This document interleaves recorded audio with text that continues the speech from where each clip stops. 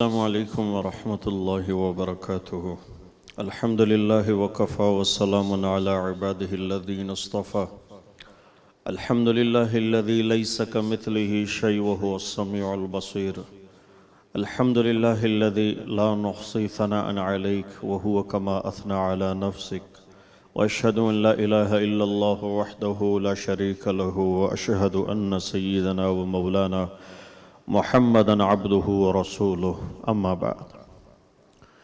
میرا محترم عزیزو، میرے بھائیو، میری بہنوں، میرے دوستو، جہاں اسلام محبتوں، عقیدتوں، احترام اور حسن سلوک کا درس دیتا ہے، وہاں اللہ تعالیٰ یہ حکم بھی دیتے ہیں کہ جو امر کے خلاف ہو کر اور حکم خداوندی سے تجاوز کھاتے ہیں، اور جو لوگ اپنے عہد و پیمان کو چھوڑ دیتے ہیں، جو اپنے وعدوں سے مکر جاتے ہیں، اپنے عہد سے مکر جاتے ہیں، تو ان کے ساتھ پھر کیا کرنا ہے؟ جو اللہ اس کے رسول کے لیے اپنی تلواروں کو بے نیام کر دیتے ہیں، ایسوں کے ساتھ کیا صبر کا حکم ہے؟ بالکل نہیں۔ کچھ نادان، کچھ ناسمجھ لوگ ہیں جو کہتے ہیں کہ جنگ کسی مسئلے کا حل نہیں ہے۔ وہ نادان ہیں، انہیں پتہ نہیں ہے کہ جنگ اس وقت ہوتی ہے جب کوئی صلح کو تیار نہ ہو، جب کوئی آپ کے ساتھ معاہدے کو، مذاکرات کو تیار نہ ہو، جب کوئی اپنے آپ کو زور آور سمجھ رہا ہو، جب کوئی اپنے آپ کو طاقتور سمجھتا ہو، اپنے آپ کو خدائی کا دعوے دار سمجھتا ہو، تو ایسے لوگوں کے ساتھ جناب رسول اللہ صلی اللہ علیہ وسلم نے قتال خود کی۔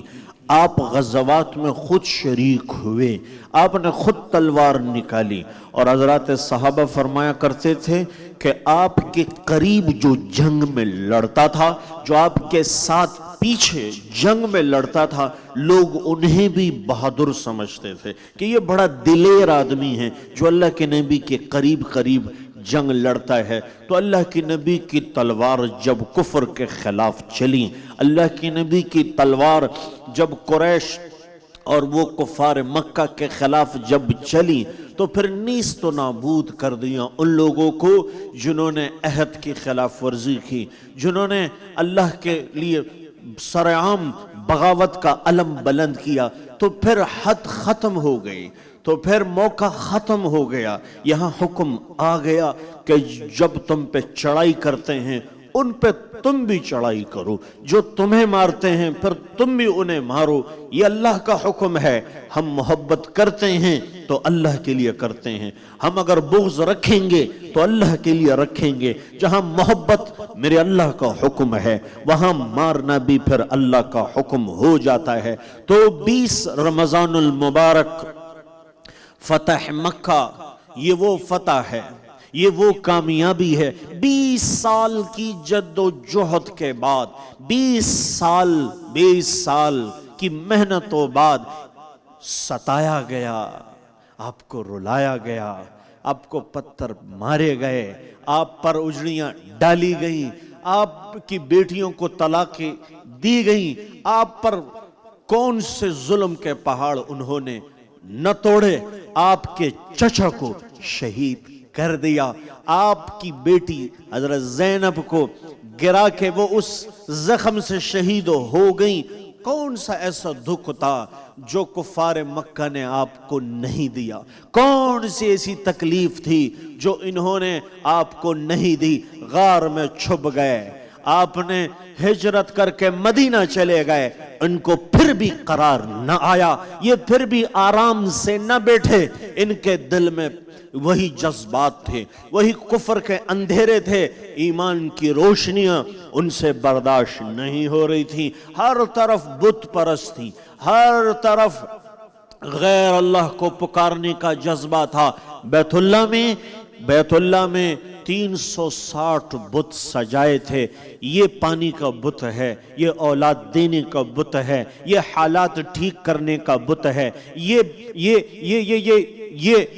وہ خدا ہے جو آسمان سے ہماری مدد کرتا ہے، یہ لات ہے، یہ عزا ہے، یہ منات، یہ تمام بتوں کے نام رکھے ہوئے ہیں، اور پھر انہی کے آگے ان کا جھکنا تھا۔ لیکن جب فتح مکہ ہوئی، اللہ تعالیٰ نے اس کائنات کو وہ روشن دن دکھایا جس کی امید تھی، جس کا ایک خواب تھا کہ ایسا ہوگا، اللہ نے کر کے دکھایا۔ جب جناب رسول اللہ صلی اللہ علیہ وسلم بنو خزاع کا درد سن کر کہ بنو بکر نے ہمارے ساتھ کیا کیا، جب انہوں نے خلاف ورزی کی تو پھر حجت تمام ہو گئی۔ پھر اللہ کے نبی نے اعلان کیا کہ چلو۔ جب لشکر جرار تیار ہوا، جناب رسول اللہ کا لشکر جب تیار ہوا، 10,000 کا قافلہ لے کر آپ آگے بڑھے۔ جب آپ مکہ کی طرف آئے، جب آپ مکہ کی طرف پہنچے تو 5,000 لشکر کو آپ نے 10 حصوں میں ڈسٹریبیوٹ کر کے تقسیم کیا، اور 5,000 کے ساتھ آپ خود آگے آئے، آپ خود آگے بڑھے۔ جب آپ قریب آئے مکہ کے، اور آپ نے مکہ کے قریب پڑاؤ ڈالا، اور جب رات ہوئی تو کفار مکہ نے دیکھا کہ یہ بنو خزاع آ گئے ہیں ہم پر حملہ آور ہونے کے لیے، تو انہوں نے کہا کہ نہیں، وہ اتنی تعداد ان کی ہے نہیں کہ وہ ہم پہ حملہ آور ہوں، یہ تو کوئی اور لشکر لگ رہا ہے۔ تو خیمے لگائے، آپ نے فرمایا خیموں کے آگے آگ جلاؤ، اور یہ وہ لوگ وہاں سے دیکھ رہے ہیں، اور یہاں پر بندوبست سارا ہوا۔ اب فجر کے قریب حضرت عباس، اللہ کے نبی کے چچا، وہ وہیں تھے، تو حضرت سفیان ان سے کہنے لگے کہ یہ کیا جنگ کی تیاری ہو رہی ہے مکہ پہ حملہ کرنے کے لیے؟ تو حضرت عباس رضی اللہ عنہ فرمانے لگے، نہیں، جنگ کی تیاری نہیں ہو رہی، وضو ہو رہا ہے، یہ فجر کی نماز کی تیاری ہو رہی ہے۔ فجر کی نماز کے بعد جب قافلے مکہ میں داخل ہونے لگے، کیا کیفیت تھی، لوگ چھتوں پر تھے، لوگ پہاڑوں پر تھے، اور دیکھ رہے ہیں آپ نے اعلانات کیے۔ آپ جب آ رہے ہیں، آپ کے دائیں جانب ابو بکر، بائیں جانب اسعد بن زرارہ، اور پیچھے حضرت زید بن حارثہ، وہ آپ کے پیچھے ہیں، اور حضرت عمر صفوں کو درست کر رہے ہیں، اور یہ قافلہ آگے بڑھ رہا ہے، مکہ کی طرف قافلہ بڑھ رہا ہے، یہ لشکر آگے آ رہا ہے۔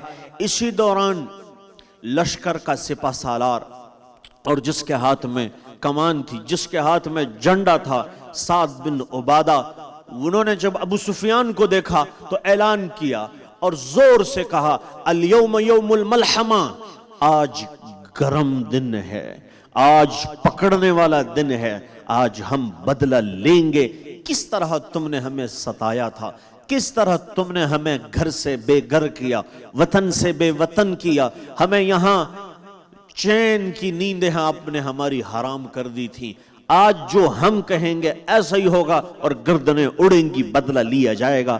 جب آپ آگے بڑھے تو حضرت ابو بکر صدیق آپ کے قریب آئے، یا رسول اللہ، یہ سعد بن عبادہ بہت گرم مزاج ہیں، سخت طبیعت کے مالک ہیں، کہیں تلوار اٹھا کے کہیں تیزی نہ کر لیں اور جنگ نہ ہو جائے، ہم تو چاہتے ہیں کہ اگر سہولت کے ساتھ، اور جو ہمارے اعلانات ہیں کہ جو اپنے گھر کا دروازہ اپنے پیچھے بند کر دے اسے بھی امان ہے، جو بیت اللہ کے اندر آئے اسے بھی امان ہے، جو ابو سفیان کے گھر چلا جائے اسے بھی امان ہے۔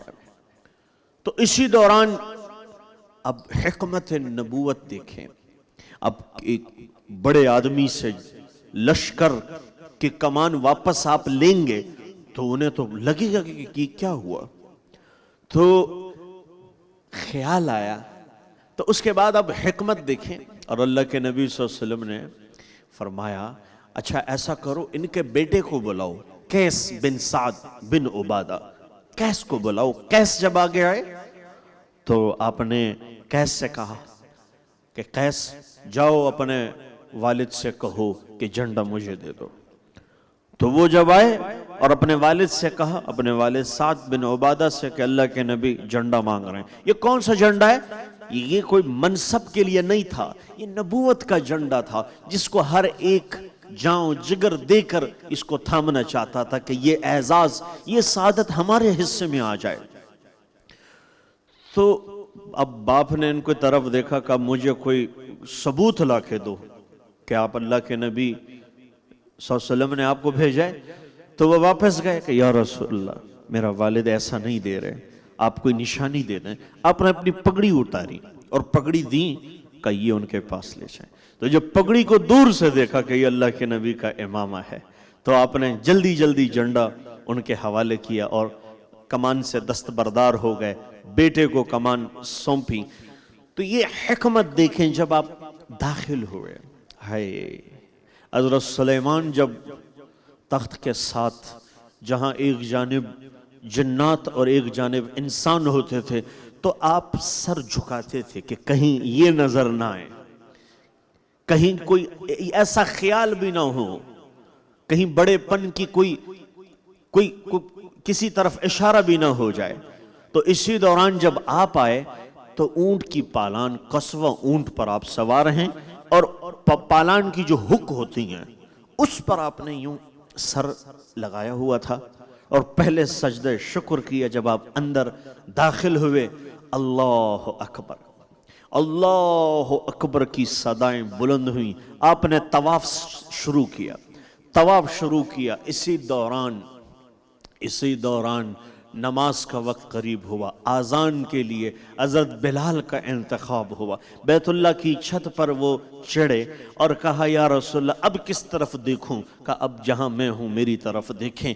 میرے عزیزو، فتح مکہ ایک تاریخ ہے جسے آج ہم نے بھلا کے رکھ دی، جسے آج ہم نے بھولی بھلی کہانی سمجھ کے نظر انداز کر دیا۔ ہم نے اپنی زندگیوں سے اس چیز کو نکال دیا کہ کبھی ہم میں تم میں بھی چاہت تھی، کبھی ہم بھی تم بھی تھے آشنا، تمہیں یاد ہو کہ نہ یاد ہو۔ پھر آپ نے کیا کیا، میں آخری چند 30 سیکنڈ میں کہنا چاہتا ہوں۔ آپ نے حوار بن اسود کو جو بیٹی کا قاتل ہے وہ آئے، معافی مانگی، طلبگار ہوئے، آپ نے معاف کیا۔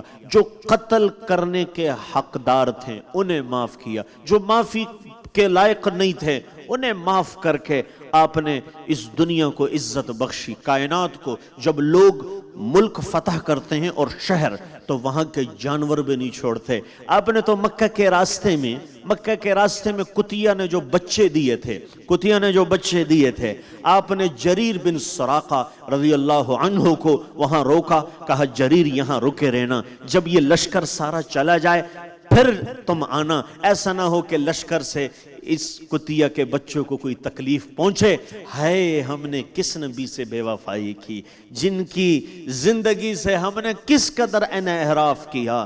ہم سے بڑا ظالم کون ہوگا، ہم سے بڑا خائن کون ہوگا، ہم سے بڑا میں کہتا ہوں سزا کا مستحق کون ہوگا۔ حوار بن اسود کو معاف کر دیا، اور ساتھ میں کون؟ عثمان بن ابی طلحہ، جنہوں نے چابی دکھائی تھی کہ آپ میرے ہوتے ہوئے داخل نہ ہوں گے، وہی چابی ان کے حوالے کر دی۔ میرے عزیزو، اسلام ایک پیغام کا نام ہے، اسلام زندگی گزارنے کا نام ہے۔